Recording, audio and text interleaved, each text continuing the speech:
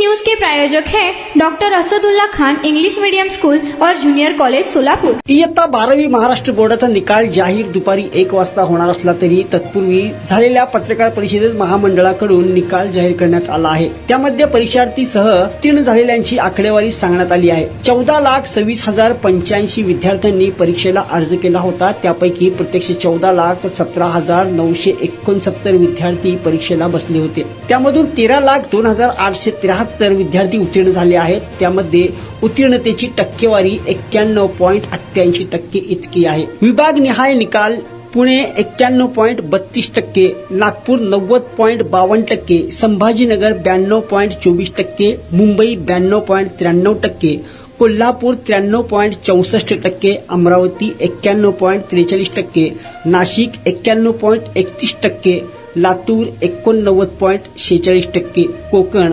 96.74%। यंदा 12वी परीक्षेत मुलींनीच बाजी मारली। सर्व विभागीय मंडळातून नियमित मुलींची उत्तीर्ण टक्केवारी 94.58% इतकी आहे, तर मुलांची उत्तीर्णतेची टक्केवारी 89.51 अशी आहे।